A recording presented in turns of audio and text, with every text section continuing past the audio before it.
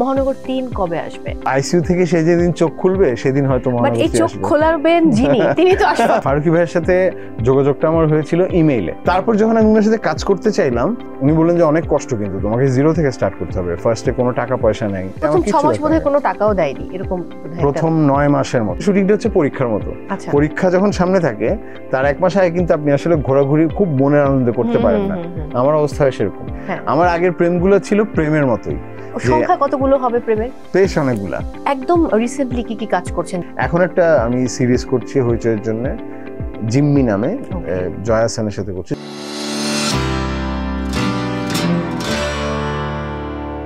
দর্শক সবাইকে ওয়েলকাম করছি Mohammad and sons luxury watches presence TBS স্পটলাইটে।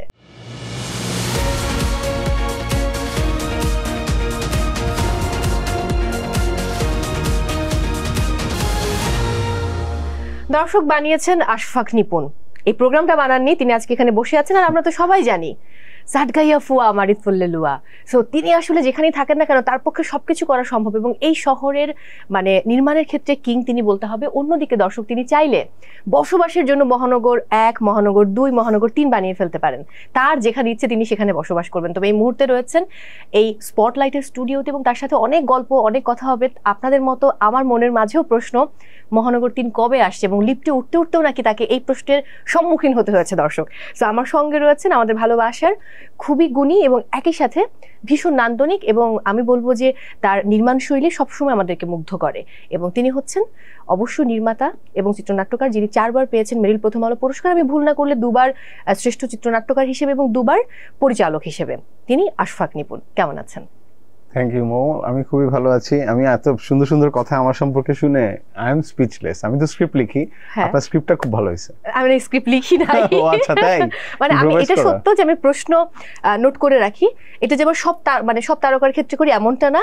দেখা যায় যে আগে হয়তো ইন্টারভিউ নেওয়া হলো, ওই প্রশ্নগুলো আমি বাদ দেই যেটা এটা করা হয়েছে, এরপর আমি নতুন প্রশ্নগুলো অ্যাড করি যেগুলো আমার পরবর্তী ইন্টারভিউ নেওয়ার সময় কাজে লাগে।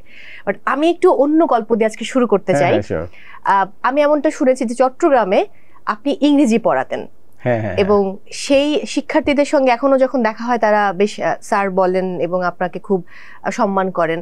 একটু যদি সেই গল্পে আমি যাই, মানে আজকে আমি একটু অন্য গল্প আসলে করতে চাই, পরে নির্মাণের গল্পে যাব। হ্যাঁ, মানে আমার লাইফের একটা সময় পড়িয়ে কেটেছে। মানে ইংলিশ পড়াতাম আমি যখন তখন আমি ইউনিভার্সিটিতে পড়ি।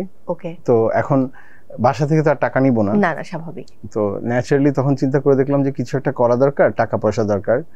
সো তখন আমি চেষ্টা করলাম, বেসিক্যালি তখন আমি একটা প্রেম করতাম।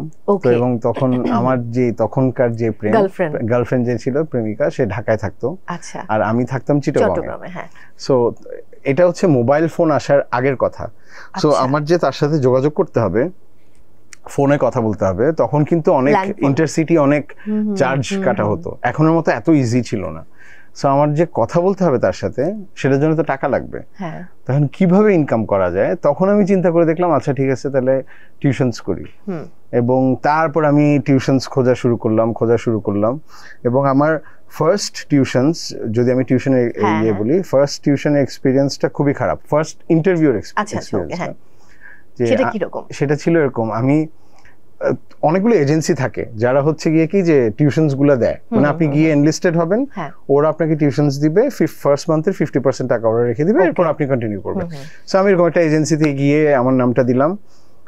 যেদিন দিলাম সেদিন সন্ধ্যায় বললো যে আপনি চলে আসেন, অমুক অ্যাড্রেসে যাবেন, ওখানে গিয়ে পড়াতে হবে। সো আমি গেলাম, ওখানে পড়াতে গেলাম। তো আমার ইন্টারভিউ হচ্ছে তখন, যে স্টুডেন্টের বাবা আমার ইন্টারভিউ নিচ্ছেন, যে কি খবর, কেমন আছেন এবং আপনি কি পড়ান।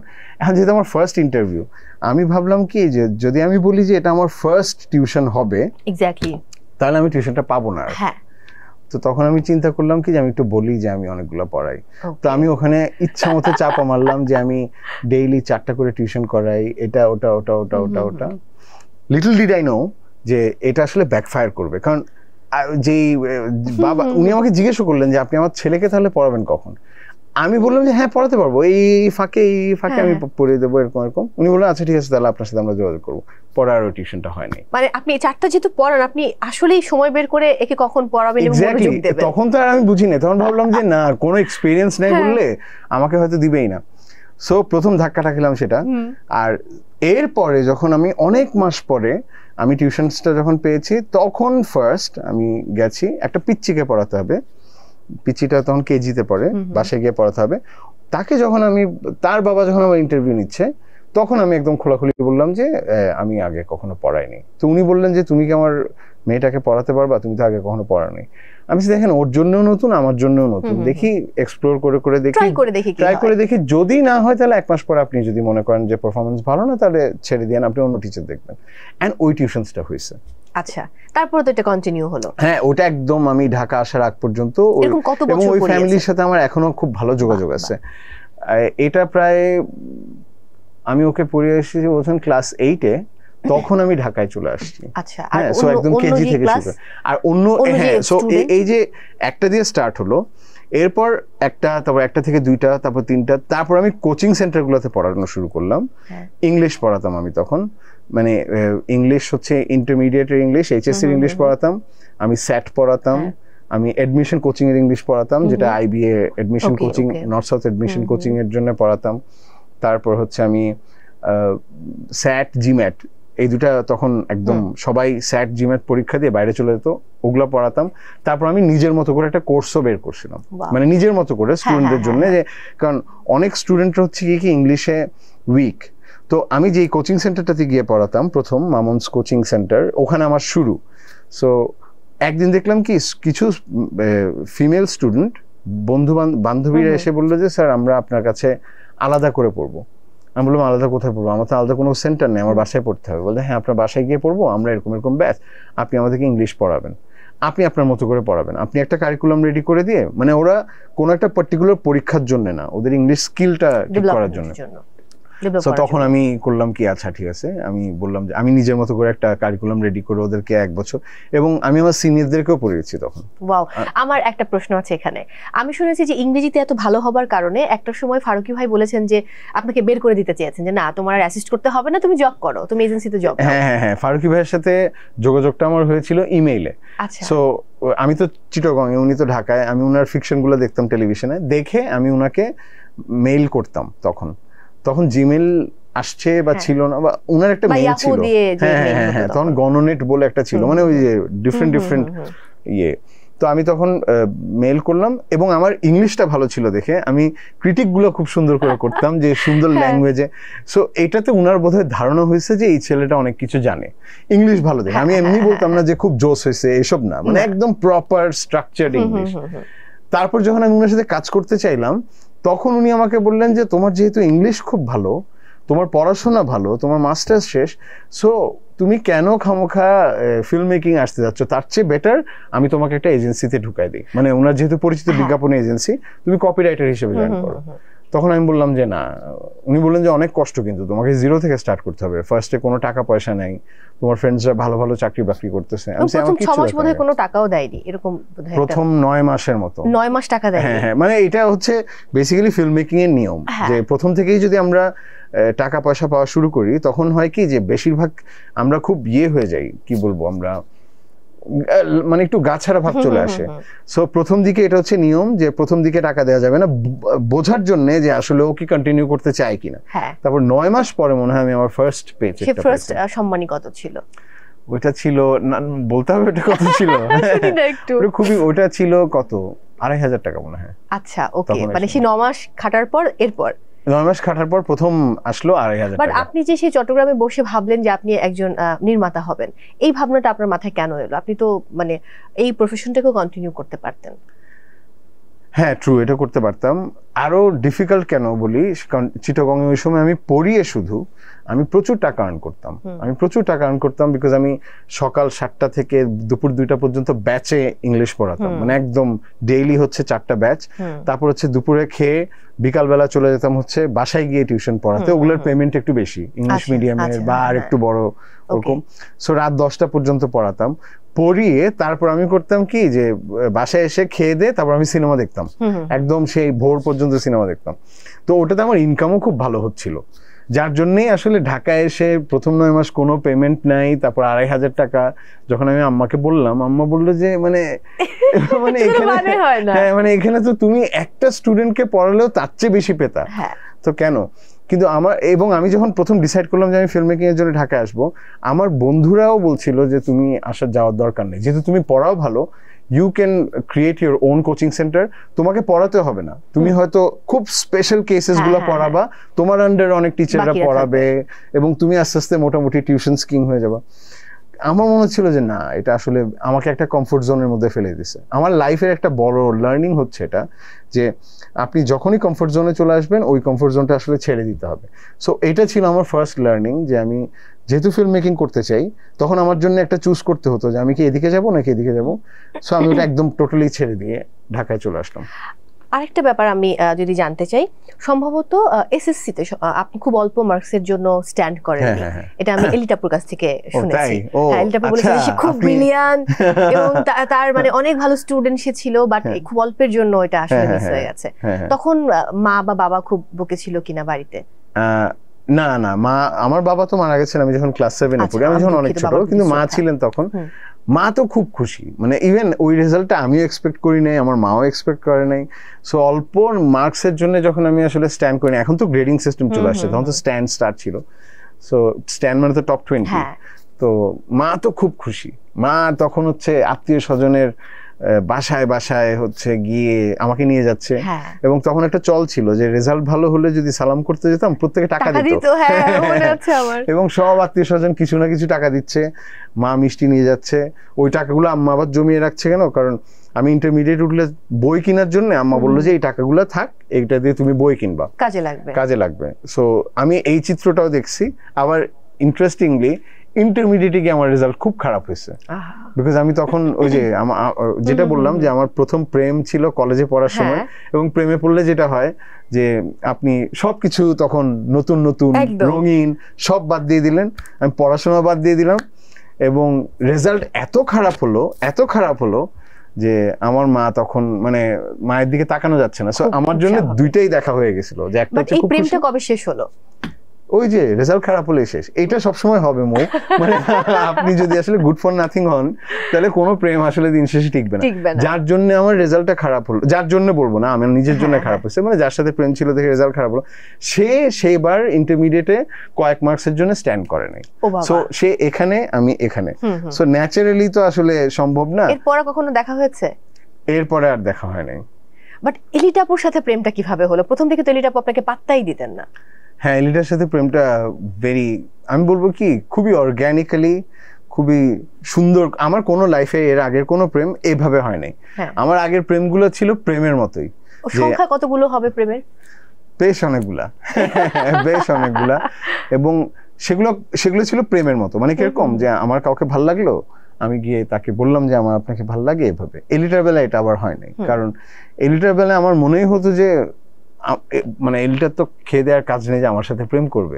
আমি তখন মাত্র অল্প কিছু কাজ করি। সো এলিটার, আমি নর্মালি ফ্রেন্ডশিপের জন্য এলিটাকে অ্যাপ্রোচ করছিলাম যে লেটস বি ফ্রেন্ডস, ফেসবুকে তখন অ্যাড রিকোয়েস্ট পাঠানো যায়, ও তো পাত্তাই দেন আমাকে। এরপরে একটা প্রিমিয়ার শোতে, আমার একটা সিরিয়ালের চ্যানেল আয়ের মুকিম ব্রাদার্স, সেইটার প্রথম 2 পর্বের প্রিমিয়ারে সে এসে কাজটা দেখে, আমার কাজটা ওর খুব ভালো লাগছে, তখন ও গিয়ে আমার যোগাযোগ করা শুরু করে আমার সাথে, এবং আস্তে আস্তে আমাদের মধ্যে কথাবার্তা হয়, নর্মাল কথাবার্তা, একেবারেই নর্মাল। ও আমাকে বলে যে অফিসে আসেন, তখন ও ডেইলি স্টারে কাজ করতো, তো অফিসে আসেন, আমি যাই না, এমনি নর্মাল কথা হয়, লাইফ নিয়ে কথা হয়, ফিলোসফি নিয়ে কথা হয়। ও আমেরিকা গেল, তখনও কথা হচ্ছে, আসছে, এই যে কথা বলতে বলতে বলতে বলতে বলতে বলতে তারপর এক সময় কিভাবে জানি প্রেমটা হয়ে গেল। হ্যাঁ, কিভাবে জানি প্রেমটা হয়ে গেল। মানে প্রথম 6 মাস ওর সাথে আমার নর্মাল কথাবার্তা হতো, প্রেম হওয়ার আগের 1 মাস বোধহয় তখন সারা রাত কথাবার্তা হতো। সো ওখান থেকে প্রেম হওয়ার কতদিন পর বিয়ে করলেন? প্রেম হওয়ার 5 বছর পরে। বা লম্বা একটা সময়, 5 বছর দুজনকে চেনার জন্য আমার মনে হয় যে যথেষ্ট। হ্যাঁ, আমার মনে হয় কি লম্বা সময়টা নেওয়া দরকার, অফকোর্স নেওয়া দরকার, না হলে ভুলগুলো হয়। হ্যাঁ, কারণ মানে রিলেশনশিপের ব্যাপারটা কিরকম, রিলেশনশিপের প্রথম 2-3 বছর, 2 বছর তো মিনিমাম খুব এক্সাইটমেন্টে চলে যায়, মানে দুইজনের সবকিছুই ভালো লাগে দুইজনের। সো বলে না যে একটু চালটা সিদ্ধ হওয়ার জন্য একটা টাইম দেওয়া লাগে, সো রিলেশনশিপ সিদ্ধ হওয়ার জন্য একটু টাইমটা দিতে হয়, আমরা ওই টাইমটা নিছি। আমি যদি একটু জানতে চাই, আমার সাথে যখন আপুর কথা হচ্ছিল, আপুই বলছিল যে অনেকে এলিটা আপুকে প্রশ্ন করে যে মহানগর 3 কবে আসবে। তিনি বলেন যে আশফাক নিপুন নিজেই জানেন না যে ওসি হারুনের কি হবে, তিনি কবে মানে কি আসবে না আসবে, সেখানে আমি কিভাবে বলবো। আমার আসলে এটাই প্রশ্ন, দর্শকদেরও এটা প্রশ্ন, মহানগর 3 কবে আসবে? মহানগর 3 যে আসলে কবে আসবে সেটা একমাত্র ওসি হারুন কবে সুস্থ হবে কি না, সুস্থ না, বা সে কি আইসিইউ থেকে ফিরবে কিনা সেটার উপর ডিপেন্ড করছে, ওটা আমার উপরও নাই। মানে চরিত্রটা তো লাস্টে যেহেতু মহানগর 2 যারা দেখেছেন তারা জানেন যে শেষে একটা গুলি খেয়েছে, তো এরপরে সে তো এখন নিশ্চয়ই আইসিইউতে। সো আইসিইউ থেকে সে যেদিন চোখ খুলবে সেদিন হয়তো মহানগর 3 আসবে। চোখ খোলার বেন যিনি, তিনি তো আশফাক নিপুন। তো তিনি, আমি এমনটা শুনেছি যে বড় কাজ করার আগে তার অনেক মুড সুইং হয়, তিনি টেনশন করেন, পায়চারি করেন, কিন্তু কোনো সিদ্ধান্ত নিতে পারেন না। সো এবার এই সিদ্ধান্ত নিতে কতদিন সময় আপনি লাগাবেন, বা আপনি তো বাসায় বসেও কিছু লিখতে আপনার ইচ্ছে করে না? একেবারে ইচ্ছে করে না, একেবারে ইচ্ছে করে না, সেটে বসে লিখি। আর এটা আমার হয় সব সময়, যে কোনো কিছু একটা বড় কাজের আগে আমার তখন আর কোনো কিছু ভালো লাগে না, তখন বাইরে যেতে ইচ্ছে করে না। ফ্রেন্ডসরা যদি বলে যে আসো হ্যাং আউট করি, না আমার কোথাও যেতে হবে, দাওয়াতে যেতে হবে, নো। মানে আমার জন্য শুটিংটা হচ্ছে পরীক্ষার মতো।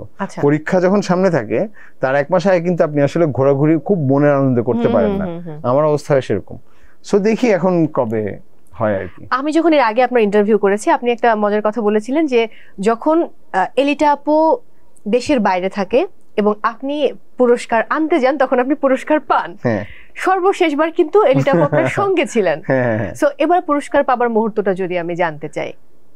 এবার মেরিল প্রথম আলো পুরস্কার পাওয়ার মুহূর্তটা অনেক বেশি স্পেশাল, বিকজ আমি প্রতিবার যেতাম একা একা যেতাম। মানে আমার জন্য আরো স্পেশাল কেন, যে আমি যখন কোনো শুট করি বা আমি যেই ফিল্ম মেকিং, আমরা তো সবাই কষ্ট করি, কিন্তু আমাকে সবচেয়ে লম্বা সময় এই ফিল্ম সিরিজটার সাথে থাকতে হয়। মানে বিকজ অন্য যারা কাজ করে তারা তো অন্য শুটে চলে যায়, মানে সেটা আর্টিস্ট থেকে শুরু করে টেকনিক্যাল ক্রুজ সবাই অন্য শুটে চলে যায়, কিন্তু আমাকে একদম আইডিয়ার ইনসেপশনের জায়গা থেকে শুরু করে দর্শক শুটিং, পোস্ট প্রোডাকশন, দর্শককে প্রেজেন্ট করা, পুরো সময়টার জার্নিটা আমার একার, মানে আমাকে একা টানতে হয়। সো এই জার্নিতে সবচেয়ে বেশি এফেক্টেড হয় এলিটা, কারণ যেহেতু আমরা পার্টনার, তো আমার প্রতিবার যে স্ট্রাগলটা বা আমার মুড সুইং হচ্ছে, আমার ভাল লাগতেছে না, আমার ডেডলাইন, আমার তাড়াহুড়া, সবকিছুর ইমিডিয়েট এফেক্টটা পড়ে পার্টনারের উপরে, নর্মালি যেটা আমাদের সবার বেলায় হয়। সো প্রতিবার যখন আমি পুরস্কার পাই, কিন্তু ও যখন থাকে না, ও দেশের বাইরে থাকে, তো তখন আমার মনে হয় কি আমি যাই এবং কাইন্ড অফ ফাঁকা হাতে আসি মনে হয়। আমি পুরস্কারটা তো পাচ্ছি, কিন্তু আমি যে ইমিডিয়েটলি শেয়ার করবো, কারণ আমার মনে হয় কি ও সবচেয়ে বেশি ডিজার্ভ করে। আমি যেই পুরস্কারগুলো পাই সেটা আসলে ও সবচেয়ে বেশি ডিজার্ভ করে, কারণ ওকে এটার ভেতর দিয়ে যেতে হয়। তো এবার যখন ছিল, ওখান থেকে আমি মজা করে বের করছি যে তুমি আসার দরকার নাই, তুমি না থাকলেই বোধহয় আমি পুরস্কার পাই। সো এবার যখন ও ছিল, এবার এলিটা আমাকে বলছিল যে এবার তো তুমি পাবা না।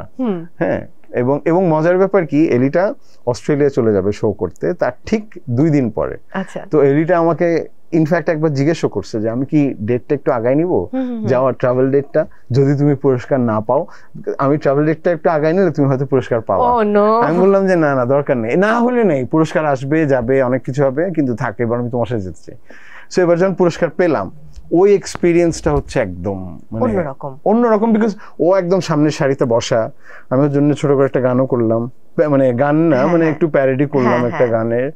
সো ফিলিং আপনার উঠতে একটু দেরি হচ্ছিল অ্যাওয়ার্ডটা আনতে যাওয়ার। হ্যাঁ, কারণ ও আমাকে ধরেছিল এরকম চেপে। আমি প্রথমে বুঝি নাই যে ও কেন আসলে আমাকে ধরেছিল।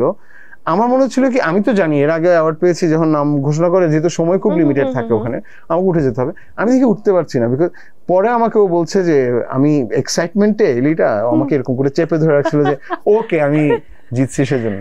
তো তারপর তো উঠলাম, উঠে তারপরে কথাবার্তা বলে নামলাম, এবং ওই দিনটা খুব ভালো ছিল। ও গেল একদম রেডি হয়ে, পরিপাটি হয়ে, আমিও গেলাম, এবং আমার মনে হচ্ছে যে একসঙ্গে দুজন মিলে উদযাপন করা, এক্স্যাক্টলি একসাথে দুজন মিলে উদযাপন করলাম। আমার খুশি দেখে, মানে আমার খুশি দেখে তো ও অনেক বেশি খুশি, সেটা দেখে আবার আমি খুশি। সো অনেক স্পেশাল ছিল। এই যে আপনি বলছিলেন যে একটা লম্বা সময়ের মধ্য দিয়ে যেতে হয় এবং সবচেয়ে বেশি প্রভাব পড়ে এলিটা আপুর উপর, তিনি বলছিলেন যে একটা সময় শুরুর দিকে তিনি একটু ভাবতেন যে কি উইয়ার্ড, এত মুড সুইং করে, বাট এখন তিনি অভ্যস্ত হয়ে গেছেন এটার সঙ্গে। আমি শুনেছি আপনার হাতের লেটকা খিচুড়ি খুব মজার। সো মানে সর্বশেষ কবে রেঁধেছেন?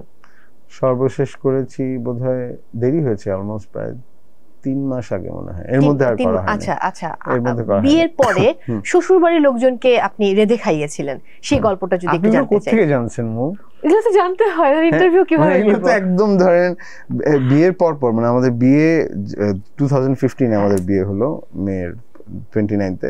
সো বিয়ের ঠিক 3 দিন পরেই আমি শ্বশুরবাড়িতে রান্না বান্না, কারণ এটা হচ্ছে কি যে আপনার বলে না যে বাসরাতে বিড়াল মারার মতো, যে ইমপ্রেসটা প্রথমে করে ফেলতে হবে একেবারে প্রথমে, মানে এটার কোনো দেরি টেরি নাই। সো আমি কিভাবে চিন্তা করছিলাম যে আচ্ছা আমি কিভাবে ইমপ্রেস করতে পারি। একদিন আমি বললাম যে আমি আজকে দুপুরবেলা আমি রান্না করে খাওয়াবো। তো তখন বললো যে ওকে ফাইন করো। তারপর আমি লাটকা খিচুড়ি করলাম, আরো কিছু ছিল, ডিম ছিল, গরুর মাংস ছিল, ওগুলো ওরা করলো। বাট প্রথমেই ওটা খাওয়ালাম। লকডাউনে আমরা অনেক রান্না বান্না করছি, বিকজ ইনফ্যাক্ট শ্বশুর বাড়িতে তখন তো সবাই লকডাউনে, সো ওখানে বাসার জন্য তখন প্রচুর রান্না বান্না করা হয়েছে। এলিটাপু রান্না করতে পারে না, এটা নিয়ে কখনো আপনি কমপ্লেন করেছেন কিনা? একেবারেই না। মানে আমার মনে হয় কি যে যেই স্টেরিওটিপিক্যাল নোশনটা আমাদের সোসাইটিতে আছে যে মেয়ে মানেই রান্না করতে হবে, ওইটা না আসলে এখন আর কাজ করে না। একটা সময় হয়তো ছিল, কারণ মানে আমরা যদি আমাদের আগের জেনারেশনকে দেখি, আমাদের আগের জেনারেশনের আমাদের মা খালারা ওনারা বাইরে কাজ করতেন না, যার জন্য ওনারা ন্যাচারালি বাইরে যারা কাজ করতো আর ঘরে কাজ করতেন মেয়েরা, সেই হিসেবে ওনারা রান্না বান্না করতেন। কিন্তু ওভার দ্য ইয়ার্স তো জিনিসটা চেঞ্জ হয়েছে, যে আমাদের জেনারেশন থেকে আমি যদি বলি তাহলে মেয়েরা ছেলেদের মতোই মানে পড়াশোনা করানো হয়, শিক্ষিত হয়, মেয়েরা ছেলেদের মতোই এফিশিয়েন্ট, কিছু কিছু জায়গায় তো মেয়েরা ছেলেদের চেয়েও এফিশিয়েন্ট, বাইরে কাজ করছে। সো ন্যাচারালি এটা দায়িত্বটা ভাগ করে দেওয়ার আসলে কোনো কিছু নেই। আমার কখনো মনে হয় না যে ও রান্না করলে কেমন হতো। ইনফ্যাক্ট আমি আরো উল্টা খুব ভয় পাই ও যদি বলে যে আমি রান্না করব, কারণ ও যদি ডিসাইড করে যে আজকে কিছু একটা করবে, তখন রান্না করবে, তো তখন আমি জানি যে ওই দিন আমার দিনটা খুব ডিফিকাল্ট যাবে, কারণ ওর মুড সুইং হবে, ও জিনিস পাবে না, ও অস্থির করবে, ওর মনে হবে যেটা হলো কি হয় নাই। এবং আমি যতই বলি ভালো হয়েছে, ওর মনে হবে যে না এটা আসলে ওকে খুশি করার জন্য বলছি। আমি ও যখন বলে যে আমি করব, আমি বলি দরকার নাই, তোমার কথা আমি করতেছি বা আমি করব। এই যে আপনি একটা চমৎকার কথা বলেন যে ছেলে মেয়ের কাজগুলো ভাগাভাগি করে নেয়া। আমি শুনেছি আপনি খুব গোছানো, যেটা সচরাচর পুরুষেরা হয় না, যে নিজের কাপড় গুছিয়ে রাখা, ঘরটা গুছিয়ে রাখা। এই জিনিসগুলোকে আপনি মায়ের কাছ থেকে শিখেছেন নাকি কিভাবে আপনি নিজে এটার মধ্যে আপনার মধ্যে এসেছে?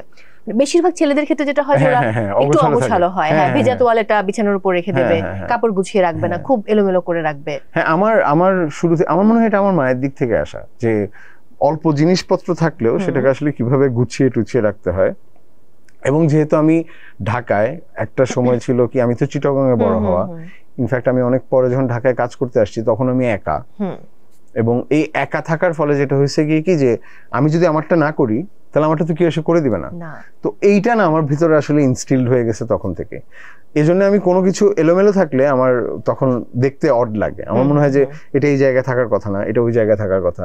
বাথরুমে কাপড় ঝুলবে না, সেটা শাওয়ার করে আসুক কেউ আর না করে আসুক, ওটা বাইরেই থাকতে হবে। তারপর হচ্ছে কাপড় চোপড় যেন সবকিছু পরিপাটি থাকে। আমার বেলায় আমি এটা খুব মেনটেন করি, এলিটার বেলায়ও সিমিলার। যে এটা সবার থাকে না। আমি আমার এমন ফ্রেন্ডদেরকেও দেখেছি যে ওরা একটা বালিশ নিয়ে এসছে, বালিশে কভার লাগানো হয়নি, এবং বছরের পর বছর হলে ওই বালিশ ইউজ করছে, এবং বালিশ একদম পুরো তেল কাষ্ঠা পড়ে গেছে। আমার খুব অস্বস্তি লাগে। মানে ইনফ্যাক্ট সকালবেলা উঠার পরে, মানে ইউজুয়ালি কি হয় যে আমরা উঠার পরে বিছানাটা তো আর রেডি করি না, মানে আস্তে ধীরে উঠলাম, বেরোনোর আগে বুয়া এসে করে দিবে অথবা কেউ হয়তো অন্যরা করে দিবে। কিন্তু আমার ফার্স্ট থিং হয় যে সকালবেলা ঘুম থেকে উঠেই বিছানাটা পরিপাটি করা। কারণ আমি রুমে ঢুকে যখন দেখি কি বিছানাটা এলোমেলো, কম্বল বা হয়তো কমফোর্টারটা এরকম ইয়ে করা, বালিশ টালিশ উল্টো পাল্টা, আমার না তখন ইমিডিয়েটলি গা শিরশির করা শুরু করে। স্বাভাবিক, খুব স্বাভাবিক। একদম রিসেন্টলি কি কাজ করছেন যদি সেই প্রসঙ্গে একটু জানতে চাই, যে অন্য কোনো কাজ বা ওটিটির জন্য মহানগরের বাইরে গিয়ে? হ্যাঁ, আমি একটা সিরিজ করছি সামনে হইচই প্ল্যাটফর্মের জন্য। হইচইয়ের সাথে আমার সবগুলো কাজ করা হয়েছে। সাবরিনা, হ্যাঁ মহানগর, সাবরিনা, এরা প্রথমে কষ্টনীর, তারপর মহানগর, তারপর সাবরিনা, তারপর মহানগর 2। এখন একটা আমি সিরিজ করছি হইচইয়ের জন্য, জিম্মি নামে, জয়া হাসানের সাথে করছি। জয়া হাসানের প্রথম ওটিটির কাজ হবে এটা। সো ওইটা নিয়ে এখন মোটামুটি বেশ ব্যস্ত। আমার এখানে আরেকটা প্রশ্ন চলে এসেছে মাথায়, সরি। মানে আমি যদি ভুল না করি, আপনার খুব আগ্রহ 3 জন আর্টিস্ট নিয়ে কাজ করার। একজন হুমায়ুন ফরিদি স্যার, তিনি তো আসলে নেই আমাদের মাঝে, তার প্রতি শ্রদ্ধা। জয়া আহসান একজন, জয়াপু আর হচ্ছে পূর্ণিমা আপু। জয়াপুর সঙ্গে কাজটা হয়ে যাচ্ছে আলটিমেটলি। সো একটু যদি এই প্রসঙ্গে যাই যে এটা কি আগে থেকে মাথায় ছিল যে এই কাজটা জয়াপুকে নিয়ে করবেন? না, আমার তো আমি কোনো একজনকে পার্টিকুলারলি উনাকে নিয়ে করবো এটা আমার কখনো ওইভাবে আমি আসলে গল্প আসে না। একটা গল্প আসছে এবং জয়াপার সাথে আমার কিন্তু অনেকদিন ধরে কথা হচ্ছে, প্রায় অলমোস্ট 3 বছর ধরে কথাবার্তা চলছে যে চলো কিছু একটা করি। জয়াপা বলে যে চলো কিছু একটা করি। এখন আমার আইডিয়া মাথায় না আসলে তো আমি ওনাকে প্রেজেন্টও করতে পারছি না। এই জিম্মির ব্যাপারে একটা গল্প আইডিয়া আসার পরে উনি বললেন যে, আমি বললাম যে একটা আইডিয়া মাথায় আসছে, আমি কি আপনাকে শোনাতে পারি? উনি বললেন হ্যাঁ প্লিজ, কবে? তারপরে আমি গেলাম, উনাকে 2টা আইডিয়া শুনলাম, 2টাই ওনার খুব পছন্দ হয়েছে।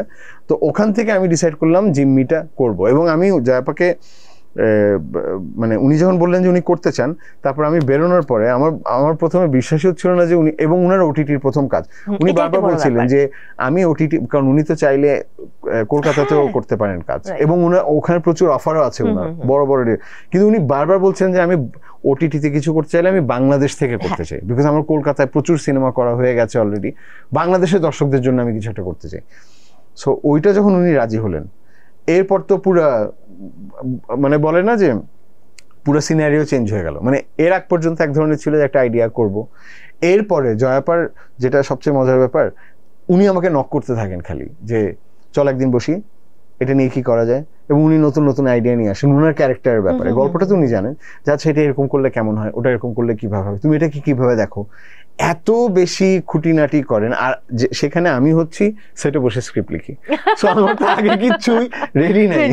সো আর উনার আগ্রহটা হচ্ছে কি উনি এভরি ডিটেল নিয়ে কাজ করেন, যেটা একটা মিটিং এ হয়তো উনার সাথে উনি এক ধরনের বললেন, আমি এগ্রি করলাম, তারপর উনি আবার পরের মিটিং উনি এসে বললেন যে আমার মনে হচ্ছে ওটা ওয়ার্ক করবে না, চলো এটা নিয়ে করি। তো ইনফ্যাক্ট উনার আইডিয়া আমার স্ক্রিপ্টের জন্য আরো কাজে দিচ্ছে এখন, কারণ উনি অনেক ইনপুট নিয়ে আসতেছেন যে এটা কিরকম হবে। আমি খুবই পণ্ডিতের মতো উনাকে বলি যে হ্যাঁ হ্যাঁ রাইট, আমার মাথায় এটা ছিল, পরে আমি ওটা করে গিয়ে ওখানে ইনকর্পোরেট করে ফেলি। সো লেটস সি শুটিং শুরু হবে। দেখবো জিমে, ও এখনো শুটিং শুরু হয়নি? না, শুটিং শুরু হয়ে যাবে খুব তাড়াতাড়ি, রোল হবে এটা, মানে শুটিং শুরু, তারপর হচ্ছে পোস্ট প্রোডাকশন শেষ করে দ্রুতই এটা চলে আসবে। আচ্ছা, এবছরই আসবে। অনেক অনেক শুভকামনা জিম্মির জন্য এবং আপনার জন্য। ইনশাআল্লাহ নেক্সট টাইম অবশ্যই পূর্ণিমাপুর সাথেও কাজ হবে। আমরা একদম শেষের দিকে আছি, তবে তার আগে একটু যদি বলি যে রাজনীতি নিয়ে আপনার অনেক আগ্রহ, সেটা বাংলাদেশের রাজনীতি হোক কিংবা দেশের বাইরের রাজনীতি, বিশ্ব রাজনীতি নিয়েও আপনি অনেক জানেন। এই আগ্রহের জায়গাটা প্রসঙ্গে যদি একটু বলেন, এবং ইন ফিউচারে কখনো যদি রাজনীতি করার সুযোগ আসে, আশফাক নিপুণ কি রাজনীতি করবে কিনা? এটা তো অনেক বড় ব্যাপার। না, রাজনীতির ব্যাপারে আমার মনে হয় কি যে আমার মনে হয় যে আমি যেটা বিশ্বাস করি, এভরিথিং ইজ পলিটিক্যাল। মানে আপনি পলিটিক্সের বাইরে কোনো কিছু না। সেটা শুধু যে রাষ্ট্রীয় পলিটিক্স হতে হবে তা না, সোশ্যাল পলিটিক্স, তারপরে স্টেট পলিটিক্স, ইভেন আপনি দেখবেন কি যে আমাদের যে প্রেম, এটাও পলিটিক্যাল। মানে আপনি এখনকার প্রেম আর সেই 90-এর প্রেম বা তার আগের প্রেম, ওটাও কিন্তু ডিফাইন করে হচ্ছে গিয়ে কি ওই সময় আমাদের পলিটিক্যাল এনভায়রনমেন্টটা কিরকম ছিল সেটার উপরে। আমরা যে এখন এত বেশি অস্থির, মানে এখন দেখবেন কি যে ব্রেকআপ হচ্ছে খুব তাড়াতাড়ি এবং মাল্টিপল রিলেশনশিপের দিকে সবাই যাচ্ছে, এটাও কিন্তু ভেরি পলিটিক্যাল, বিকজ এই সময়টাই হচ্ছে ওই পলিটিক্যাল। সো স্টেট পলিটিক্স নিয়ে আমার আগ্রহটা খুব বেশি ওই কারণেই, বিকজ আমার কাছে আমি একটা জিনিস বুঝলাম যে পলিটিক্সের বাইরে কোনো কিছু না। আর পলিটিক্স যদি আপনি না জানেন, বা আপনি যদি আপনার দেশের বা গ্লোবাল পলিটিক্যাল সিচুয়েশন নিয়ে আপনি যদি আসলে না জানেন, তাহলে শিল্পী হিসেবে কোথাও গিয়ে আমার মনে হয় কি যে আপনি একটু হয়তো পিছিয়ে যাচ্ছেন। মানে শুধুমাত্র সম্পর্কের গল্প, শুধুমাত্র ফ্যান্টাসি গল্প, সেটা না, বিকজ পলিটিক্স তো এফেক্ট করে আমাদেরকে। তো সেই কারণেই পলিটিক্স নিয়ে আমার আগ্রহ অনেক বেশি। আমি বাংলাদেশের পলিটিক্স নিয়ে প্রচুর পড়াশোনা করি এখন বা এর আগের। আমি তো ইনফ্যাক্ট এটাও বলি যে বাংলাদেশে যে কয়টা দল আছে, এটা আমি মানে মজা করে বলি যে কয়টা দল পলিটিক্স করে, আমি ওদের হিস্ট্রি, পাস্ট, ওদের অনেক অনেক নেতা বা কর্মীর চাইতেও বেশি জানি, বিকজ আমি পড়াশোনা করি সেটা নিয়ে। আমি ইন্ডিয়ান পলিটিক্স নিয়ে প্রচুর পড়াশোনা করি বা গ্লোবাল নিয়ে পড়ি, এবং সেটার একটা ইম্প্যাক্ট আমার কাজে পড়ে, যেটা আমার জন্য ভালো। যে এমন না যে আমি পলিটিক্স নিয়ে আমার আগ্রহ এই কারণে যেন আমি পলিটিক্যাল কাজ করি, সেটার জন্য না। পলিটিক্স আমার জেনুইনলি আগ্রহ, যে কারণ আমরা কেউ পলিটিক্সের বাইরে না, এবং পলিটিক্স জানলে সুবিধা হয় কি, আপনি আপনার ফোকাসটা ঠিক করতে পারেন, আপনি বুঝতে পারেন দেশে কি হচ্ছে, আপনি বুঝতে পারেন আপনি কোথায় ঠকে যাচ্ছেন, আপনি বুঝতে পারেন যে কোথায় আপনাকে একটা বলে আরেকটা দেয়া হচ্ছে, যে জিনিসটা হয় আর কি। এবং আমার মনে হয় কি বাংলাদেশের মানুষ অনেক বেশি রাজনীতি সচেতন, এটা আমাদের বলবো, যেহেতু আমরা সবসময় বিপ্লব করে আসা, তো ওই জায়গাটা ডেফিনেটলি আমাদের মধ্যে আছে। এই কারণে আমার পলিটিক্স আগ্রহ। আর আপনি পরের প্রশ্ন যেটা করলেন যে আমি কি কোনোদিন রাজনীতি, আমার মনে হয় না আমি কোনোদিন রাজনীতিতে আসবো বা আসতে পারবো। আমি ফিল্ম মেকার, আমি ফিল্মই বানাতে চাই। ফিল্ম কবে বানাচ্ছেন শেষ প্রশ্ন, তারপর আমি শেষ করছি এক কথায় যদি জানতে চাই। এই কথা আরো বিগত 6 বছর ধরে শুনে আসছি। সেজন্য আমি এখন বলতে গেলে আমি এভাবে এরকম করে আস্তে করে হাতটা দিয়ে দিয়ে বলার আগে যেন আমাকে না দেখা যায়। ফিল্ম আমার ইচ্ছা আছে, হয়তো মেবি নেক্সট ইয়ার শুরু করব। ওকে, অনেক অনেক শুভকামনা নতুন ফিল্মের জন্য। অবশ্যই সেটা এখন জানতে চাচ্ছি না, অবশ্যই অন্য কোনো আয়োজনে জানতে চাইবো। দর্শকদের উদ্দেশ্যে কিছু বলুন, তারপর আমি শেষ করছি। দর্শকদের উদ্দেশ্যে যদি বলতে হয় তাহলে বলবো আমরা একটা খুবই স্ট্রেসফুল টাইমের ভেতর দিয়ে যাচ্ছি, আমরা খুবই অস্থির সবাই। আমার মনে হয় যে আমাদের একটু এমপ্যাথেটিক হওয়ার সময় আসছে পাশের জনের প্রতি, যেটা আমরা একসময় আগে ছিলাম। আমরা যেন একটু পরমত সহিষ্ণু হই। আরেকজনের মতামত আমার পছন্দ না দেখে তার উপর ঝাঁপিয়ে পড়লাম, তাকে আসলে অ্যাটাক করলাম, তাকে ট্রোল করলাম বা উড়িয়ে দিলাম, সেই ধারণা থেকে আমাদের আসলে একটু বের হয়ে আসা দরকার আমাদের মানসিক স্বাস্থ্যের জন্য। কারণ আমি যখন আসলে আরেকজনের প্রতি হিংসাত্মক আচরণ করি, তখন তার কোনো ক্ষতি হোক কি না হোক, আমার ক্ষতি হয়ে যায়, কারণ আমার মানসিক স্বাস্থ্যের একটা বড় রকমের এটার ইম্প্যাক্ট পড়ে। সো আমার মনে হয় যে আমাদের একটু এমপ্যাথেটিক হওয়া দরকার। সো অনেক ভালো থাকুন, আমি বিদায় নিচ্ছি। Thank you so much Momu, thank you so much আপনাকে, এবং thank you so much business স্ট্যান্ডার্ডের সবাইকে। জি দর্শক, বিদায় নিচ্ছি আজকের মতো Mohammad and sons luxury watches presence TBS spotlight থেকে। দেখা হচ্ছে আবার, অবশ্যই আপনাদের পছন্দের কোনো তারকাকে সঙ্গে নিয়ে আমাদের সঙ্গেই থাকুন।